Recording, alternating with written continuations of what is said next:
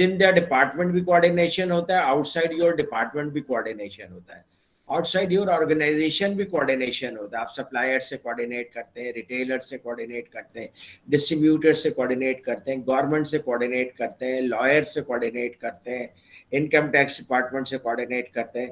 तो बहुत सारे एक्सटर्नल एजेंसीज, एक्सटर्नल ऑर्गेनाइजेशंस और एक्सटर्नल इंडिविजुअल से भी आप कोऑर्डिनेट करते हैं। जैसे आर्किटेक्ट से कोऑर्डिनेट कर रहे हैं, कोई एक इंडिविजुअल है, तो कोऑर्डिनेशन एक बहुत इंपॉर्टेंट रोल है जिसके अंदर आप ऑर्गेनाइजेशन के ऑब्जेक्टिव में को अचीव करने के लिए लार्जर स्फेयर में काम कर रहे होते हैं। फिर उसके बाद जो है वो आपका जो रोल होता है वो होता है लीडिंग का। तो आप ज़ाहिर है कि लीड कर रहे होते हैं। आमतौर पे इस तरह के डिस्कशंस होते हैं कि भाई मैनेजर लीडर होता है या लीडर मैनेजर होता है या क्या होता है, तो ये एक बेकार की बहस है। ऑफ कोर्स लीडर्स के अंदर मैनेजरियल एबिलिटीज़ होती हैं और होनी चाहिए, और मैनेजर्स में भी लीडिंग की एबिलिटी होती है और होनी चाहिए। अब कोई वीक लीडर है या वीक मैनेजर है, ये एक अलग से डिबेट है। ओके। और फिर आपको ऑर्गेनाइजेशन में जो काम दिया जाता है एज ए मैनेजर, बेसिकली आपने अपने गोल को एफिशिएंटली अचीव करना होता है। एफिशिएंटली अचीव करने का ये मतलब है कि विद मिनिमम रिसोर्सेज, क्योंकि हर चीज़ की आरओआई होती है, रिटर्न ऑन इन्वेस्टमेंट होता है। रिटर्न ऑन इन्वेस्टमेंट उसी वक्त बनेगा जब आप कम से कम रिसोर्सेज में उसको अचीव कर लें। बहुत सारे रिसोर्स लगा करके तो कोई भी काम आदमी अचीव कर सकता है, कोई भी काम कर सकता है, but it will not be cost effective, it will not be profitable. Profitable करने के लिए उसको एफिशिएंट होना ज़रूरी है। जी मेहदी साहब। और सारे resources, human resources, material resources, financial resources, सब आपको एफिशिएंटली यूज करना चाहिए। जी मेहदी साहब। सर रिसोर्सेज का कहा गया है यहाँ पे, क्या टाइम भी एक रिसोर्स है इधर, या टाइम का एक अलग ही गुफ्तगू है? नहीं, टाइम एक बहुत बड़ा रिसोर्स है, और टाइम इज मनी। आपके ऑर्गेनाइजेशन में जो आप लोगों को हायर करते हैं तो बेसिकली क्या देते हैं, वो आपको अपना प्रोफेशनल टाइम देते हैं। और प्रोजेक्ट्स को जब आप मैनेज करते हैं तो प्रोजेक्ट मैनेजमेंट में जिन चीज़ों को सेंट्रली मैनेज किया जाता है, कॉस्ट और शेड्यूल, तो शेड्यूल क्या है, टाइम है कि आप ऑन टाइम कर रहे हैं या नहीं कर रहे हैं आप। ठीक है, कॉस्ट, शेड्यूल और ह्यूमन रिसोर्स, ये जो मेजर एरियाज हैं उसके 10, उसमें से 3 ये मेजर है। तो आप उसमें से जो एक चीज़ मैनेज कर रहे होते हैं वो टाइम मैनेजमेंट कर रहे होते हैं। क्यों? क्योंकि अगर आप टाइम मैनेज नहीं करेंगे तो आपका सेम प्रोजेक्ट ज़्यादा कॉस्ट का हो जाएगा, फिर आपकी आरओआई ख़त्म हो जाएगी। जैसे आपका K4 प्रोजेक्ट है, कराची के पानी का project, it was basically 4 billion rupees project, अभी 26 बिलियन पे चला गया है and still it is not completed. तो इसकी वजह से आपकी कॉस्ट ऑफ कैपिटल बढ़ जाता है, आपकी फाइनेंसिंग कॉस्ट बढ़ जाती है, आपका फाइनेंस बढ़ जाता है। तो इसलिए time is also a very important resource. और अमेरिका वगैरह में तो वो कहते ही हैं टाइम वैल्यू ऑफ मनी, इसीलिए कहते हैं you can convert your time, you can make your time productive and you can convert your time into money. अच्छा जनाब, तो उसके बाद दो बहसें जो है ना वो मुख्तलिफ किताबों में आपको मुख्तलिफ सूरतों में मिलेंगी, एक एफिशिएंसी और एक इफेक्टिवनेस। एफिशिएंसी का ये मतलब होता है कि आप अपना ऑब्जेक्टिव मिनिमम रिसोर्सेज से अचीव करें, whether it is human resource, financial resource, technological resource, time resource. ठीक है, ये सब चीज़ों में आप मिनिमम आप अप्लाई करके आप अगर अचीव कर लेते हैं तो you are efficient and you will be more competitive. और इफेक्टिवनेस ये होता है कि जो ऑर्गेनाइजेशन ने स्ट्रेटजी सिलेक्ट की है वो अप्रोप्रिएट है या नहीं है, और फिर उसको अचीव करने के लिए जो आपने ऑब्जेक्टिव्स बनाए हैं वो अप्रोप्रिएट नहीं है या नहीं है। अगर वो अप्रोप्रिएट है तो ये इफेक्टिवनेस है, और उसको आप लीस्ट कॉस्ट में अचीव कर लेते हैं तो ये एफिशिएंसी है। तो अब इफेक्टिवनेस और एफिशिएंसी का आपके बुक में ग्राफ बना करके बताया गया है कि कुछ चीज़ें उससे होती हैं कि जो हाईली इफेक्टिव होती हैं बट उनकी एफिशिएंसी बहुत लो होती है, या किसी चीज़ की एफिशिएंसी भी लो है और इफेक्टिवनेस भी लो है, या किसी चीज़ की एफिशिएंसी हाई है और इफेक्टिवनेस भी हाई है। तो ये आप चीज़ देश को पढ़ लीजिएगा। जब आपकी इफेक्टिवनेस भी हाई है और एफिशिएंसी भी हाई है तो इसका मतलब ये है कि आपके गोल्स भी अप्रोप्रिएट हैं बिल्कुल, और उनको आप लीस्ट रिसोर्सेज में अचीव कर रहे हैं। और اور جہاں پہ آپ کی افیکٹونیس بھی لو ہے اور ایفیشینسی بھی لو ہے، اس کا مطلب یہ ہے کہ آپ کے ایک تو گولز اپروپریٹ نہیں ہے، اور پھر جو گولز آپ نے سلیکٹ کر کیے ہیں پرسو کرنے کے لیے ان کو آپ زیادہ کاسٹ میں اچیو کر رہے ہیں، تو یہاں پہ نہ افیکٹونیس ہے نہ ایفیشینسی ہے۔ تو یہ چیز آپ کو ہمیشہ اپنے کام میں دیکھنا چاہیے کہ جو آپ کام کر رہے ہیں whether it is effective for your objective for your organisation اور ناٹ، اور پھر وہ ایفیشینٹلی آپ اسے اچیو کر رہے ہیں یا نہیں کر رہے۔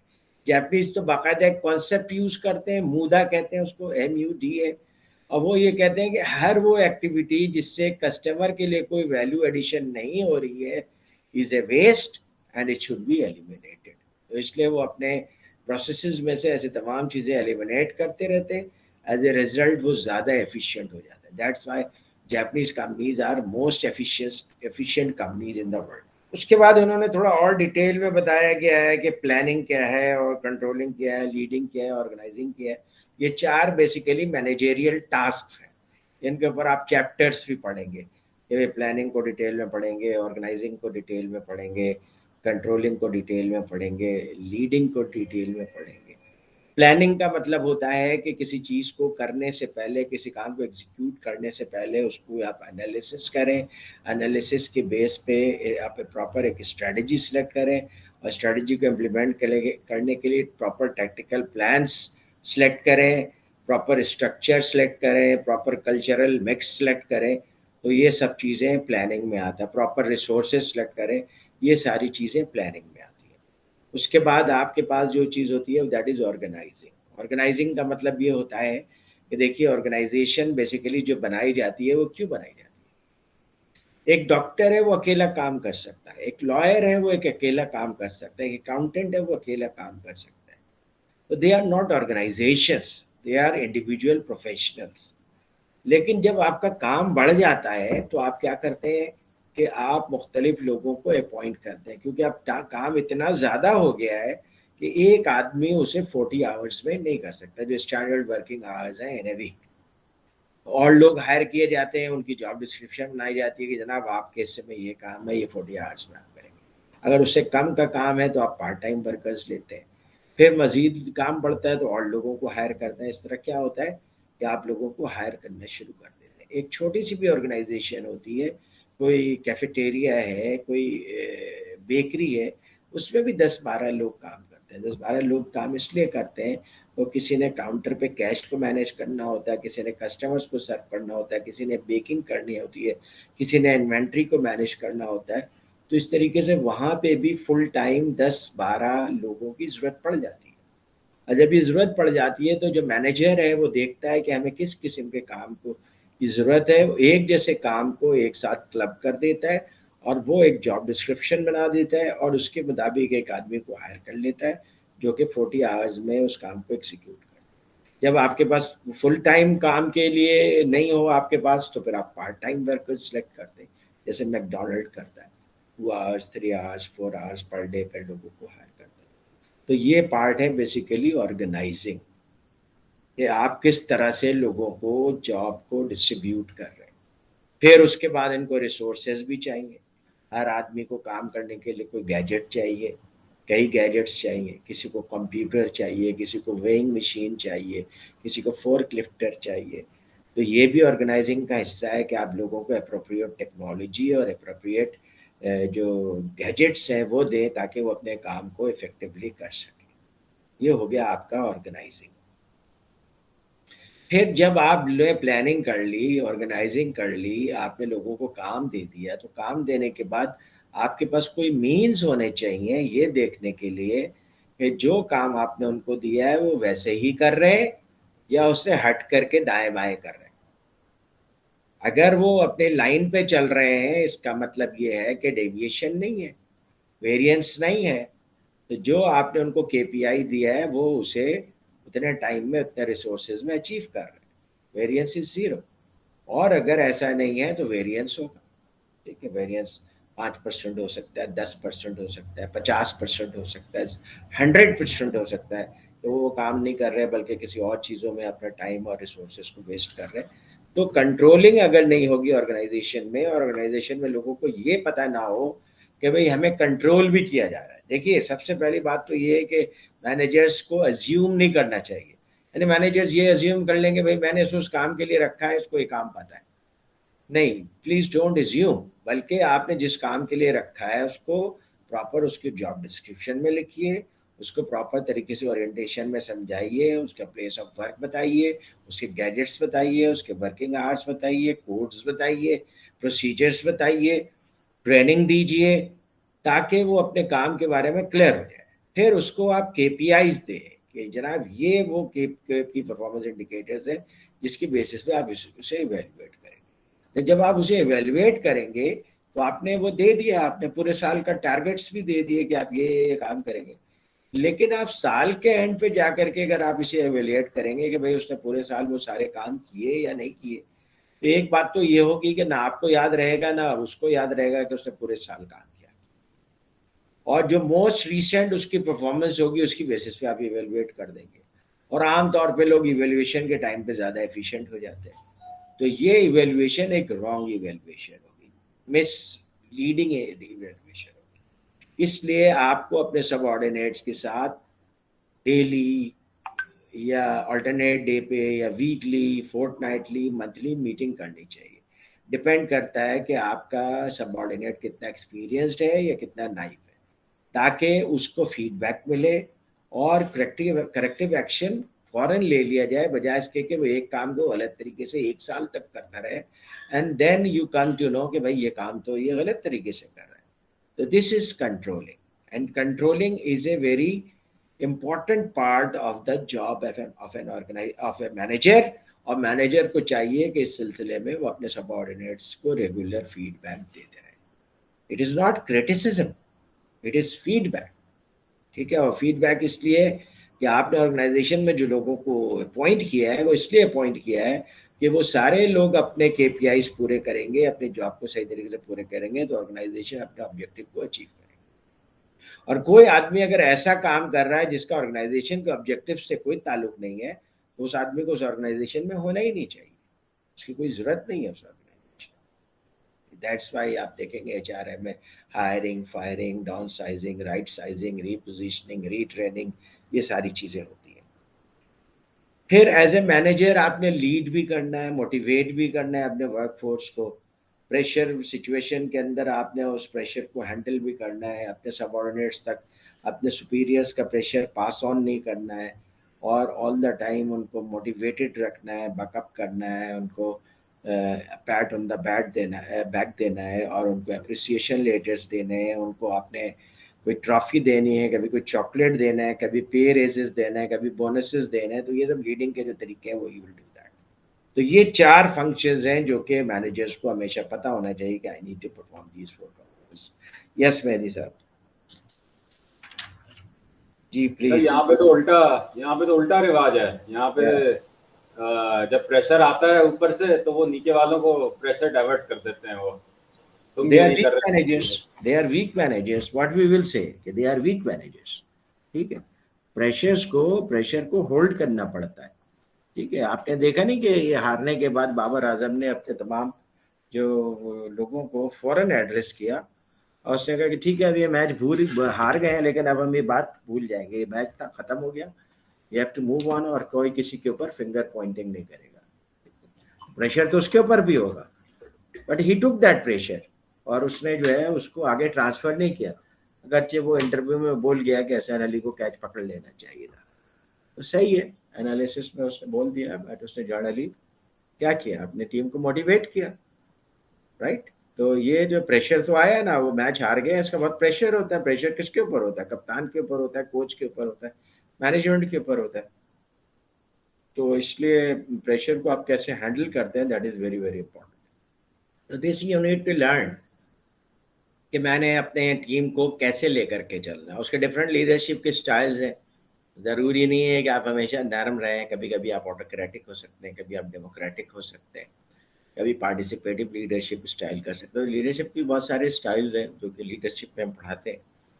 तो ये हो गया आपका 4 फंक्शन जिसके ऊपर ये पूरा आपका पूरी किताब बेस करती है। और हम मैनेजमेंट में यही फंक्शंस पढ़ेंगे कि आप एज ए मैनेजर क्या करते हैं, एज ए मैनेजर आपको क्या करना चाहिए, اور جیسے میری صاحب نے بتایا کہ لوگ پریشر پاس آن کر دیتے ہیں وچ از بیڈ. تو ہم پڑھیں گے کہ what is good practice and what is bad practice in management. اچھا جناب, اس کے بعد آپ آ جائیے level of skills of manager. Levels and skills of managers. ایک تو مینجمنٹ کے لیولز کیا ہوتے ہیں اور مینجمنٹ کے لیے اسکلز کیا ریکوائرڈ ہوتی ہیں. مینجمنٹ کے لیولز کیا ہوتے ہیں, کوئی صاحب بتائیں گے؟ سر ہائرارکی کی بات کر رہے ہیں یا مینجمنٹ ایگزیکٹلی کیا مطلب ہے سر؟ ہائرارکی کے ٹرم میں بتا دیں. جی صحیح, ہائرارکی کے ٹرم میں بتا دیں. ہائرارکی کی ٹرم میں تو یہ ہوتا ہے نا پھر کہ جب سی او ہے پھر اس کے نیچے جو مختلف گروپس ہیں یا ڈویژنس ہیں وہ ہوتے ہیں, پھر ان کے نیچے یونٹ مینیجرز ہوتے ہیں, پھر اسی کے بعد جو ہیں وہ مینیجرز ہوتے ہیں, پھر اسسٹنٹ مینیجر, آفیسر. صحیح کہہ رہے ہو, طرح گڈ سے good. In your management terms you style تو are یہی ہے. speaking correctly. Right, okay. Anyone wants to add something? جی جناب. تو اس کو جو ہے نا, جب سے یہ کمپیوٹر کی انوینشن ہوئی ہے تو صرف 3 لیئرز آف مینجمنٹ رہ گئی ہے. کمپیوٹر کے انوینشن سے پہلے ملٹیپل لیئرز آف مینجمنٹ ہوتی تھی. 8 لیئر 10 لیئر کو کامن تھی. آپ ابھی بھی چلے جائیں پی ایس او میں, پی آئی اے میں, تو وہ جو ہے آپ دیکھیں گے کہ ایگزیکٹو ہوتا ہے, ایگزیکٹو کے اوپر اسسٹنٹ مینیجر ہوتا ہے, پھر deputy manager, manager, senior manager, deputy general manager, general manager, senior general manager, director, deputy managing director, اور پھر مینیجنگ ڈائریکٹر. تو آپ دیکھیں گے کہ 10-11 لیئرس ہوتی ہیں. پہلے ان لیئرس کی ضرورت تھی. اس کی وجہ یہ ہے کہ بہت سارے جو لیئرز ہیں وہ یہ کام کرتے تھے ڈیٹا پروسیسنگ کا, ڈیٹا انالیسس کا, اور اپنے سے سینئر مینیجر کو ان کے پاس جو ڈیٹا آتا تھا اس کو انالائز کر کے دے دیتے تاکہ وہ بہتر ڈیسیجن میکنگ کر سکے. لیکن جب سے کمپیوٹر آ گیا ہے تو ان لیئرس کی ضرورت نہیں ہے, ایڈیشنل لیئرس کی ضرورت نہیں ہے. اس سے آرگنائزیشنز ڈی لیئرنگ کر رہے ہیں, یعنی جو ان نیسیسری لیئرز ہیں جو کمپیوٹرز کر سکتے ہیں ان کو ہٹا رہے ہیں اور لیئرس کم کر رہے ہیں. تو اب لوگوں کی پروموشن صحیح معنوں میں پوری زندگی میں 2 سے 3 دفعہ ہو سکتی ہے.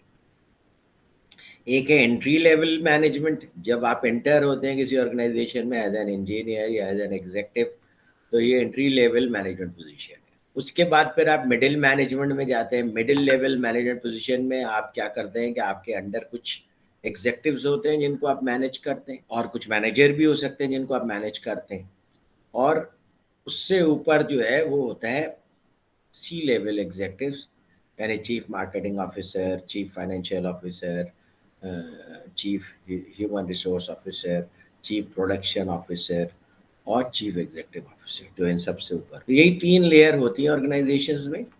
لیکن چونکہ ملینیل اور سینٹینیلز کا پرابلم یہ ہے کہ ان کو جلدی جلدی پروموشنز چاہیے اور جلدی جلدی ڈیزگنیشن چینجز چاہیے, تو اس لیے آرگنائزیشنز ان کو خوش کرنے کے لیے آج کل آپ نے دیکھا ہوگا کہ کمپیوٹرز کے اندر, آئی ٹی انڈسٹری کے اندر 3 مہینے 6 مہینے کے اوپر ریز دیے جا رہے ہیں اور ان کے ڈیزگنیشنز چینج کی جاتی ہے. وہ جونیئر انجینئر سے انجینئر بن جاتے ہیں, انجینئر سے ایگزیکٹو انجینئر بن جاتے ہیں.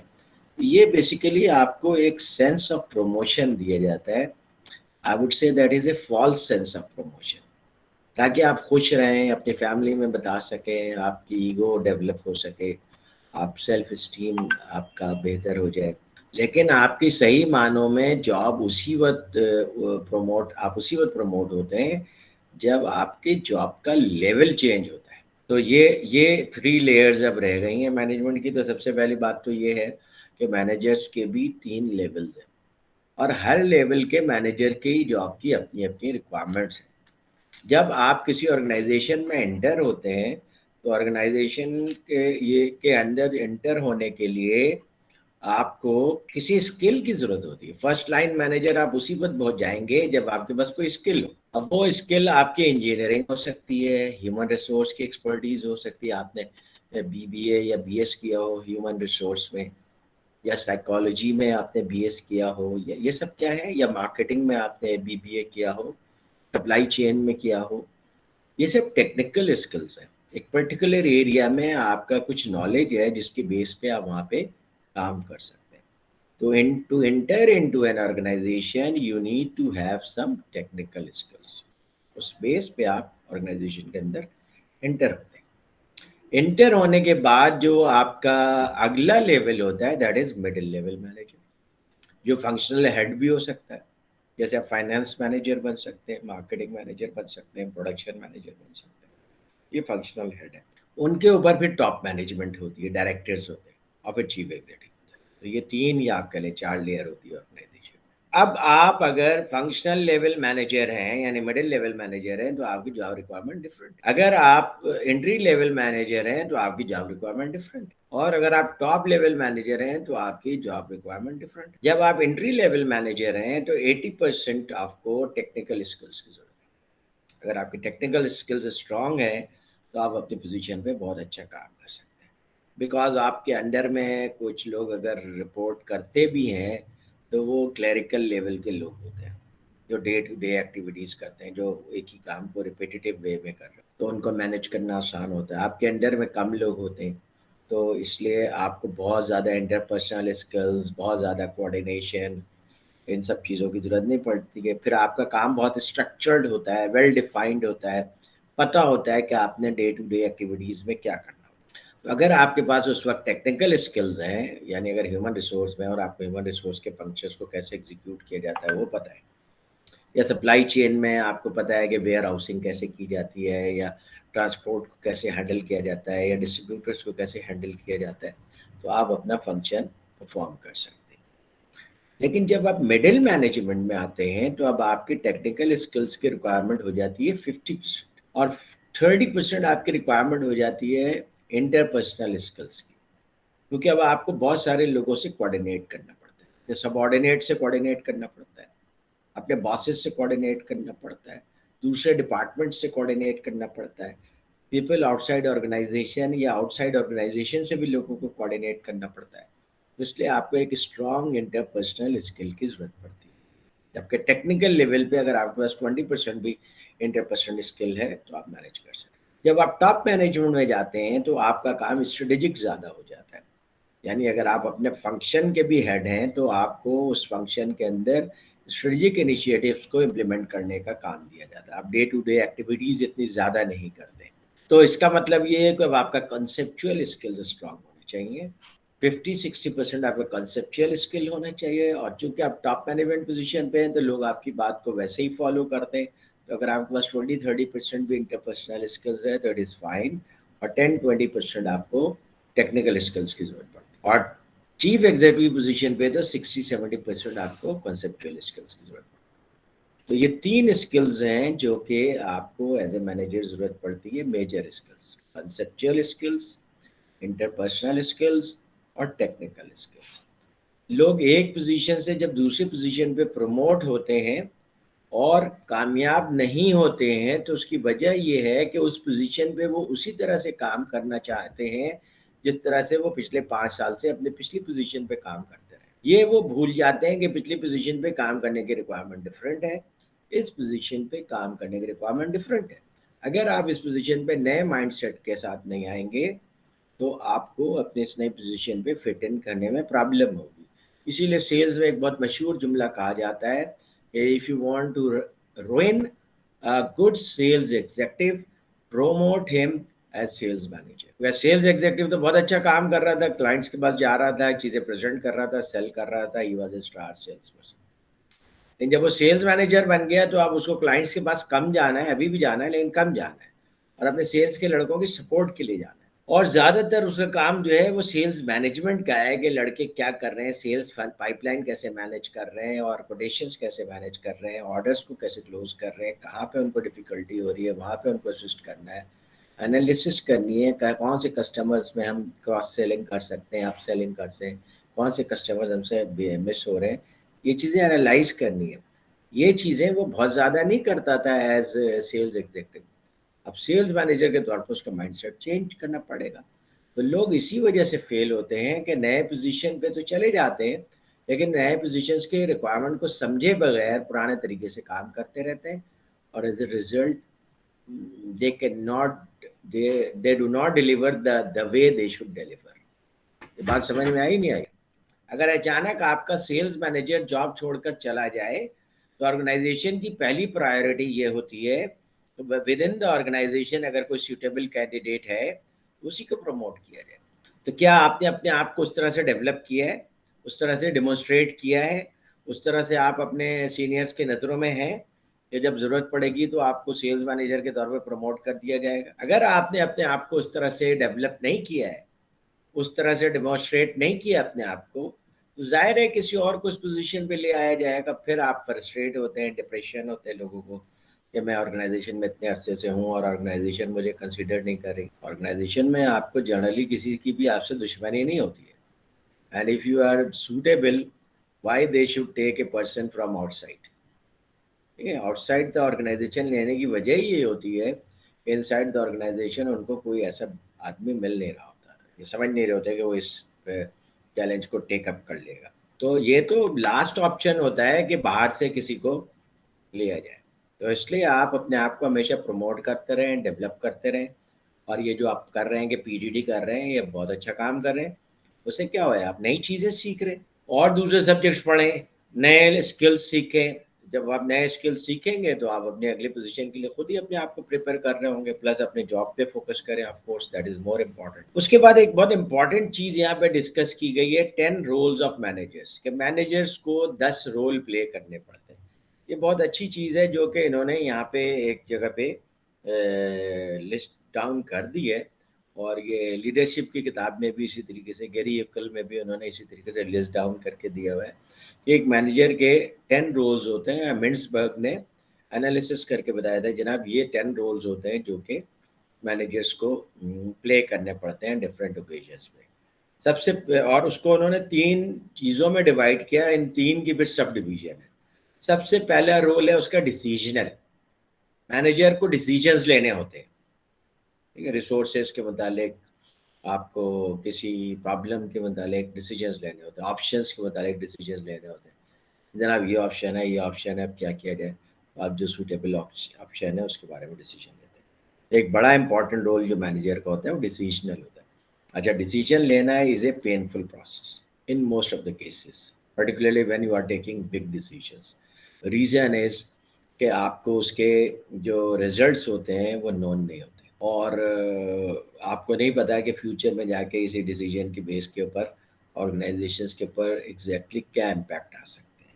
ख़ास तौर पे जब आप वो डिसीजंस लेते हैं जिसको आपने फ्रीक्वेंटली नहीं लिया है, जिस तरह के डिसीजंस को, वो डिसीजंस ज़्यादा प्रॉब्लमेटिक होते हैं और उसके रिपरकशंस भी बहुत ज़्यादा होते हैं। प्लस वो डिसीजंस जो कि इरिवर्सिबल हो, यानी जिसमें आपने एक दफ़ा रिसोर्सेज लगा दिए फिर उन रिसोर्सेज को वापस विड्रॉ नहीं कर सकते, या विड्रॉ करें तो आपको बहुत लॉस होगा। वो डिसीजंस ज़्यादा पेनफुल होते हैं या ज़्यादा डिफ़िकल्ट होते हैं। For example, one of the most difficult decision in your life is with whom you will get married। एक बहुत डिफ़िकल्ट डिसीजन है। रीज़न इज़ कि you are deciding that someone will share with you everything in your life for the rest of your life, for say next 40 years, 50 years। एक आसान decision नहीं है। और अगर खुदा ना खास्ता कोई आदमी डिसीजन लेता है और 2 साल बाद रिग्रेट करता है मैंने गलत डिसीजन लिया है, तो इसके अंदर रिट्रीट बहुत मुश्किल है। इसके अंदर moving backward is very difficult. उसके अपने रिपरकशंस हैं, उसके अपनी कॉस्ट है। इसी तरह ऑर्गेनाइजेशंस में बाज़ डिसीजंस ऐसे होते हैं, जैसे कोई प्रोजेक्ट है उसको आप इनिशिएट कर दें। इनिशिएट करने के बाद आपने अगर उसके मशीनरीज इंपोर्ट कर लिए हैं, उसको इंस्टॉल करना शुरू कर दिया, then due to some reason you realise कि नहीं ये प्रोजेक्ट ठीक नहीं है, हमें विड्रॉ करना चाहिए। यू कैन अंडरस्टैंड कि कितने ह्यूज लॉसेज इनकर होंगे। इसलिए मैनेजर के काम में जो सबसे क्रिटिकल काम है, सबसे प्रेशर वाला काम है, वो है डिसीजन लेना। इसी वजह से मैनेजर्स के काम में आम तौर पे आप देखेंगे कि procrastination is very common. Procrastination का मतलब होता है डिले करना। मतलब आप उसके मेज पे एक छुट्टी की दरख्वास्त रख दें, which is a very normal routine decision. वो लास्ट डे में जाके डिसीजन लेगा, जब आप 4-5 दफ़ा उसे रिमाइंड कराएंगे तब वो डिसीजन लेगा। क्योंकि डिसीजन लेना इज़ ऑलवेज पेनफुल, डिसीजन लेना इज़ ऑलवेज डिफिकल्ट। हालांकि ये बहुत सिंपल डिसीजन है। तो मैनेजर के दिमाग में ये चल रहा है कि आदमी चला जाए, इसका सब्स्टिट्यूट नहीं है, फलां काम चल रहा है, ये काम कौन करेगा। इस वजह से he is reluctant to take decision, और इसलिए ज़्यादातर मैनेजर्स डिसीजन को या तो ग्रेजुअली इम्प्लीमेंट करते हैं, ग्रेजुअली लेते हैं, या लास्ट मोमेंट पे जाकर लेते हैं। पास डिसीजंस आप ग्रेजुअल नहीं ले सकते, उन डिसीजंस को आपने तो इन टोटलिटी लेना होता है, तो those decisions are more difficult. वो डिसीजंस जो रिवर्सेबल ना हो, those decisions are more more difficult. वो डिसीजंस जिसके अंदर रिसोर्सेज ज़्यादा अप्लाई हो रहे हों इनिशियली, वो डिसीजंस ज़्यादा डिफिकल्ट हो। तो एक डिसीजन उनका होता है, एक रोल होता है उनका डिसीजनल, दूसरा रोल होता है इंटरपर्सनल, यानी कि लोगों के साथ वो इंटरेक्शन कैसे करते हैं, वो एक बहुत इंपॉर्टेंट पार्ट है मैनेजर की जॉब का। और तीसरा डिसीजन जो उसका रोल होता है इंफॉर्मेशनल, क्योंकि manager by virtue of his position कुछ चीज़ें उसके पास एज इंफॉर्मेशन आती हैं जो दूसरे लोगों के पास नहीं आती हैं, और जो बॉसेस के पास से उसके पास इंफॉर्मेशन आती है, क्लाइंट्स के पास से उसके पास इंफॉर्मेशन आती है, गवर्नमेंट ऑर्गेनाइजेशन से उसके पास इंफॉर्मेशन आती है, सर्वे रिपोर्ट्स आती हैं, रिसर्च रिपोर्ट्स आती हैं, और सप्लायर्स के पास से कॉन्फिडेंशियल ईमेल्स आती हैं, इंपॉर्टेंट ईमेल्स आती हैं, इंपॉर्टेंट रिपोर्ट्स आती हैं। इन इंफॉर्मेशन के ऊपर मैनेजर का कंट्रोल है, तो जाहिर है मैनेजर के कंट्रोल में है, तो इट इज़ वेरी इंपॉर्टेंट कि how that manager is using that information. तो ये तीन इनके इम्पॉर्टेंट रोल है, एक डिसीजनल, एक इंटरपर्सनल, और एक इंफॉर्मेशनल। फिर डिसीजनल के भी उन्होंने कहा कि इसके अंदर चार चार रोल हैं डिसीजनल में। एक है एंटरप्रेन्योरल रोल, एक मैनेजर का एंटरप्रेन्योरल रोल होता है, और किसी ऑर्गेनाइजेशन के अंदर जो एंटरप्रेन्योर होते हैं उसको इंट्राप्रेन्योर कहते हैं। विद इन द ऑर्गेनाइजेशन जो एंटरप्रेन्योर होता है उसको इंट्राप्रेन्योर कहते हैं। जैसे कोई प्रोडक्ट डेवलपमेंट मैनेजर है किसी ऑर्गेनाइजेशन के अंदर, वो इंट्राप्रेन्योर है, विद इन ऑर्गेनाइजेशन वो एंटरप्रेन्योरशिप कर रहा है। तो ये इम्पॉर्टेंट है आजकल के ज़माने में। अगर ऑर्गेनाइजेशन, पहले ऑर्गेनाइजेशन में अगर किसी के अंदर एंटरप्रेन्योरल स्किल्स होती थी तो उसको डिस्करेज किया जाता था, लोग ये समझते थे कि यहाँ आया है, काम करेगा, सीखेगा, फिर ये अपना बिजनेस शुरू कर देगा। अब अगर किसी के अंदर एंटरप्रेन्योरल स्किल है तो उसको बहुत ज़्यादा इनकरेज किया जाता है। रीज़न इज, जब ऑर्गेनाइजेशंस एक प्रोडक्ट या कुछ प्रोडक्ट्स के साथ सर्वाइव नहीं कर सकती, they have to keep on changing their product, modify their products, improve their products, bring new products। जैसे फैशन में देख लीजिए, और दूसरे चीज़ों में देख लीजिए, इसके अंदर एडिबल चीज़ों में देख लें, मुसलसल फूड साइंटिस्ट लगे हुए नए नए प्रोडक्ट्स डिज़ाइन करके ला रहे हैं आपके लिए, चॉकलेट्स, जूसेस, और दूसरे तरह के केक्स, दूसरे तरह के प्रोडक्ट्स, क्योंकि आपके टेस्ट बड्स ऐसे हैं कि आपको बहुत ज़्यादा वैरायटी चाहिए, आपको पहनने ओढ़ने की चीज़ों में बहुत ज़्यादा वैरायटी चाहिए, आपको गैजेट्स में बहुत ज़्यादा वैरायटी चाहिए, आपको गाड़ियों में बहुत ज़्यादा वैरायटी चाहिए, घर के डिज़ाइन में बहुत ज़्यादा वैरायटी चाहिए, एजुकेशन में बहुत ज़्यादा वैरायटी चाहिए। देयरफॉर इन ऑर्गेनाइजेशंस में जो लोग काम कर रहे हैं वो कंटिन्यूअसली आपके लिए नए नए प्रोडक्ट्स और सर्विसेज डेवलप कर रहे हैं। बहुत सारी सर्विसेज आप देखें कि हॉस्पिटल में पहले नहीं होती थी, अब हॉस्पिटल में वो होती है, क्योंकि वो डिज़ाइन किया जा रहा है नए दौर के लोगों के मुताबिक। जैसे कि कोई आदमी बिल्कुल फिट है लेकिन उसे एग्जेक्टिव चेकअप की ज़रूरत है, तो एग्जेक्टिव चेकअप की फैसिलिटी है। फिर उसके बाद बाकायदा पेन मैनेजमेंट का डिपार्टमेंट खुल गए हैं हॉस्पिटल्स में, पहले पेन मैनेजमेंट का कोई डिपार्टमेंट नहीं होता था। अब चूँकि लोगों को साइकोलॉजिकल प्रॉब्लम्स होती हैं, उसकी वजह से डिफरेंट तरह के बॉडी ऑर्गन पेन्स होते हैं, वो और वो कंटिन्यू करते हैं, उनको किस तरह से सबसाइड किया जाए, कंट्रोल किया जाए, तो बाकायदा पेन मैनेजमेंट का डिपार्टमेंट है। फिर क्विट स्मोकिंग के लिए डॉक्टर्स होते हैं, अगर कोई आदमी अगर अल्कोहलिक है तो उसको क्योर के लिए, या कोई और किसी तरह का जो नशा है उसको आदत होगी, उसके लिए डॉक्टर्स होते हैं, पहले नहीं होते थे। फिर साइकोलॉजिकल प्रॉब्लम है, साइकोलॉजिकल प्रेशर्स हैं, उसके लिए डॉक्टर्स होते हैं। आप ये देखें कि किसी भी शोबे में चले जाएं आप, तो वहाँ पे इनोवेशन हो रही है, वहाँ पे नई नई चीज़ें लेकर के आ रहे हैं, ताकि वो लोगों को सर्व कर सकें जिस तरह से लोग सर्व कराना चाहते हैं, या जो उनकी अनमेट नीड है वो फुलफिल की जा सके। तो ये एक सबसे बड़ा रोल आजकल एंटरप्रेन्योरल रोल है। आप देखें कि आईफोन आपके लिए नए नए फ़ोन लेकर के क्यों आ रहा है। फ़ोन का तो एक बेसिक फंक्शन है कि आप किसी से बात करना चाहते हैं, that is basic function of the phone.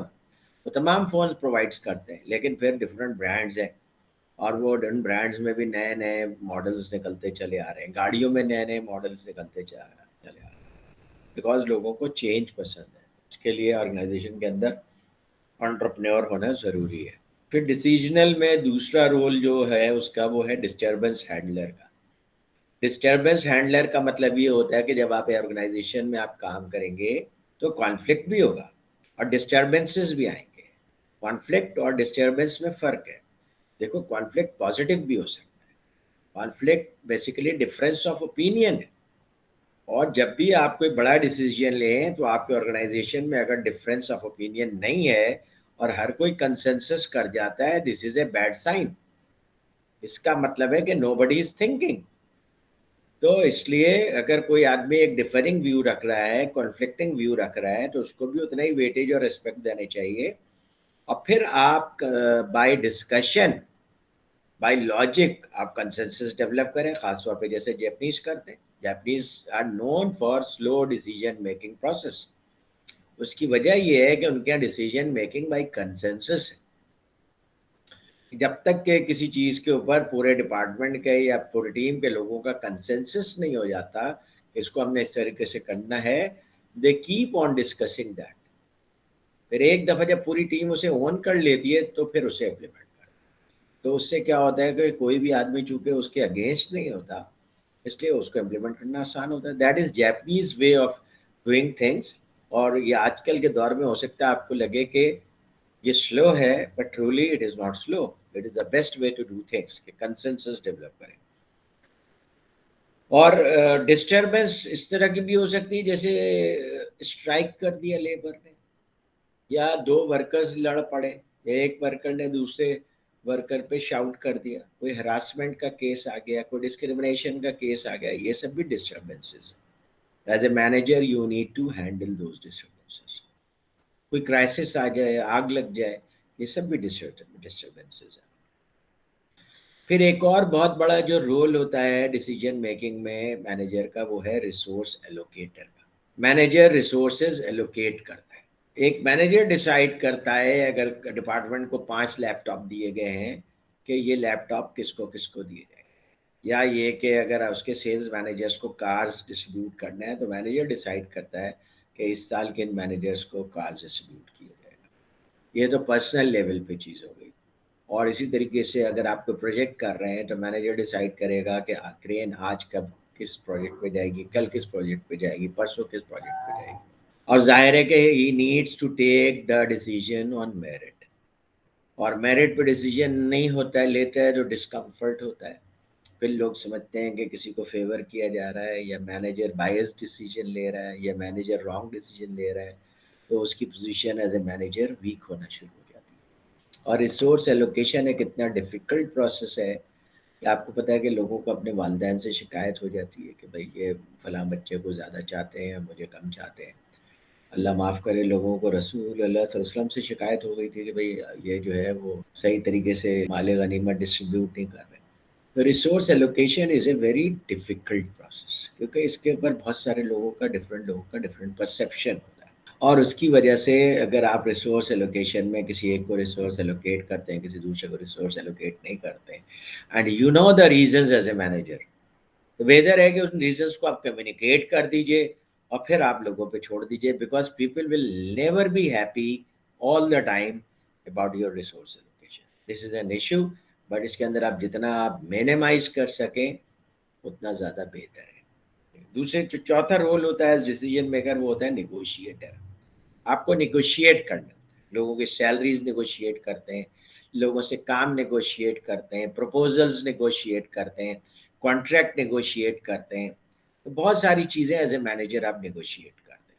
अपने सुपीरियर से अपने जूनियर्स के लिए प्रमोशंस निगोशिएट करते हैं, सैलरी इंक्रीज निगोशिएट करते हैं, यूनियन से कॉन्ट्रैक्ट्स निगोशिएट करते हैं। तो as a manager you negotiate lot of things. तो नेगोशिएशन स्किल्स भी आपकी बहुत अच्छी होनी चाहिए। और अगर आप लोगों ने नेगोशिएशन स्किल्स पे कोई अच्छा कोर्स नहीं किया है तो आई विल स्ट्रांगली रिकमेंड कि आप नेगोशिएशन स्किल्स के ऊपर कोई अच्छा कोर्स करें। फिर इंटरपर्सनल स्किल्स होती हैं, ठीक है। इंटरपर्सनल स्किल्स जिसमें आप लोगों के साथ कम्युनिकेट करते हैं, इंटरेक्ट करते हैं, कोऑर्डिनेट करते हैं, तो ये सब आपकी इंटरपर्सनल स्किल्स आते हैं। उसमें एक स्किल है आपकी फिगर हेड, कि आप फिगर हेड के तौर पे भी काम करते हैं। फिगर हेड का क्या मतलब है کہ جب مثال کے طور پہ کوئی سیریمنی ہو رہی ہے تو آپ یونیورسٹی کے وائس چانسلر ہیں تو آپ کو بلا کر کے آپ کے ہاتھ سے لوگوں کو شیلڈ دیں گے یا ایوارڈس دیں گے یا ڈگری دیں گے، because you are figure head of the organisation. اور ڈپارٹمنٹس میں بھی ایسا ہوتا ہے، سارے کام تو آپ وائس چانسلر کو نہیں دیتے، بہت سارے کام ڈپارٹمنٹس میں ہوتے ہیں تو ڈپارٹمنٹس کے چیئرمین کرتے ہیں یا ڈپارٹمنٹس کے جنرل مینیجر کرتے ہیں. تو فگر ہیڈ کا رول ہوتا ہے، کسی کو اپریشیٹ کرنا ہے، کسی کو میڈل دینا ہے، کسی کو شیلڈ دینا ہے، کسی کو اپریسیشن لیٹر دینا ہے. یہ سب فگر ہیڈ کے رولز کرتے ہیں. اور کوئی ایتھکس کے دائیں بائیں ہو رہا ہے تو اس کے اوپر بھی آپ ایز اے فگر ہیڈ ان کو بتاتے ہیں کہ بھائی کیا ایتھیکل ہے کیا ایتھیکل ہے. پھر آپ لیڈر ہوتے ہیں، آپ اپنے امپلائیز کو ڈائریکٹ کمانڈ بھی کر رہے ہوتے ہیں، موٹیویٹ بھی کر رہے ہوتے ہیں، گولز بھی دے رہے ہوتے ہیں، اور اس کے اوپر ان کو اسٹریس بھی آ رہا ہوتا ہے جس میں آپ ان کے اسٹریس کو مینیج بھی کر رہے ہوتے ہیں، یا آپ لیڈر کا رول پلے کر رہے ہیں. پھر لیزون کا رول ہوتا ہے آپ کا، کیونکہ آپ مینیجر ہیں تو آپ کا سب کے اوپر ڈائریکٹ کنٹرول نہیں ہے، آپ کا ڈائریکٹ کنٹرول ہے صرف آپ کے سب آرڈینیٹس کے اوپر. باقی جو آپ کے پیئرز ہیں، مثال کے طور پر آپ پروجیکٹ مینیجر ہیں تو مارکیٹنگ مینیجر کے ساتھ، پروڈکشن مینیجر کے ساتھ، ہیومن ریسورس مینیجر کے ساتھ آپ لیزون کریں گے، آپ ان کے ساتھ آرڈر نہیں کر سکتے. آرڈر کریں گے تو وہ پھر سچویشن خراب ہو جاتی ہے، تو اس لیے آپ کا لیزون کا رول ہوتا ہے. پھر آپ کا انفارمیشنل تیسرا بڑا رول ہے، جو 3 بڑے رول آپ کے بک میں ڈیفائن کیے ہیں، اس کے اندر سب رولز ہیں کہ پہلا رول ہے ڈیسیجن کا، دوسرا رول ہے انٹرپرسنل، اور تیسرا ہے انفارمیشنل. آپ کے پاس انفارمیشن آتی ہے، آپ کو اسے ڈسیمینیٹ کرنا، اور کتنا کرنا ہے دیٹ از امپورٹنٹ. تو پہلی چیز یہ ہے کہ مانیٹر کر دیں کہ کون سی انفارمیشن آ رہی ہیں، کون سے ایکشنز کو امپروو کرنا ہے، کون سے ٹاسک کو امپروو کرنا ہے. یہ سارے انفارمیشن آپ کے پاس آ رہی ہوتی ہیں، اس کے اوپر کیا کریکٹیو ایکشن لینا ہے، یہ سب آپ انفارمیشن کی بیس پہ لے رہتے ہیں. پھر دوسرا جو رول ہوتا ہے وہ ڈسیمینیٹر کا ہوتا ہے. آپ اس انفارمیشن کو ڈسیمینیٹ کر رہے ہوتے ہیں، یعنی لوگوں کو دے رہے ہوتے ہیں. آپ کا جو انفارمیشن ہے، you can not sit on those information, particularly in this information age. بعض لوگ ایسا کرتے ہیں کہ انفارمیشن کو اپنے ایڈوانٹیج کے طور پر یوز کرنے کے لیے اسے کنٹرول کرتے ہیں، اسے اپنے پاس رکھتے ہیں، اس کو آگے نہیں بڑھاتے ہیں. But this you can not do in this information age, کیونکہ بعد میں آپ کے لیے امبیرسنگ سچویشن کریٹ ہو سکتی ہے. جیسے مثال کے طور پہ آپ کو چیف ایگزیکٹو نے کوئی انفارمیشن دی ہے جسے آپ کو پاس آن کرنا چاہیے اپنے کچھ امپلائیز کو، آپ نے پاس آن نہیں کیا، اور اس کو آپ امپورٹنٹ انفارمیشن سمجھ کے کہ اس سے میری اسٹرینتھ میں اضافہ ہوگا اپنے پاس رکھ کر بیٹھے رہے، تو کسی میٹنگ میں آپ کی بے عزتی ہو سکتی ہے. آپ کو سبارڈینیٹ کے سامنے جب چیف ایگزیکٹو پوچھے گا تو سبارڈینیٹ بتائے گا مجھے تو پتہ ہی نہیں ہے یہ. اس لیے انفارمیشن کو ڈسیمینیٹ کرنا بہت ضروری ہے، and this is a very important and crucial role.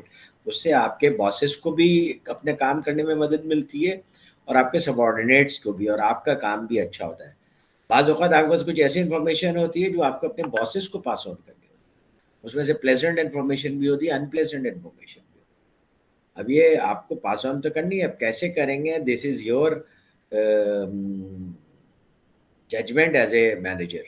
ٹھیک ہے، تو وہ آپ پاس کر. پھر چونکہ آج کل information flow, information over flu کا زمانہ ہے، تو آپ کو یہاں پہ کوئی بھی یہ ریکمینڈ نہیں کر رہا کہ جتنی انفارمیشن آئے وہ سب باسز کو پاس آن کر دیں یا سب سبارڈینیٹس کو پاس آن کر دیں. نہیں، بہت سارے لوگ ایسا کرتے ہیں، ایک ای میل کرتے ہیں پورے آرگنائزیشن کو سی سی کر دیتے ہیں، اور پھر لوگ پریشان ہوتے ہیں کہ why I am C C in this message. پھر جب وہ امپورٹنٹ میسج بھی ای میل کرتے ہیں تو پھر کوئی نہیں پڑھتا، کیونکہ آج کل ویری نارمل ہے 50 60 100 150 ای میل آتی ہے. اگر آپ نے فرائیڈے کو ای میل نہیں دیکھی تو منڈے کا آپ کا آدھا دن نکل جاتا ہے ای میل دیکھنے میں. تو اس لیے لوگوں کے پاس ٹائم نہیں ہے کہ فالتو چیزوں کو بیٹھ کر دیکھیں. تو اس لیے آپ صرف ریلیونٹ لوگوں کو انفارمیشن پاس کرو، اور ان لوگوں کو انفارمیشن پاس آن کریں جن کو اس کی ضرورت ہے.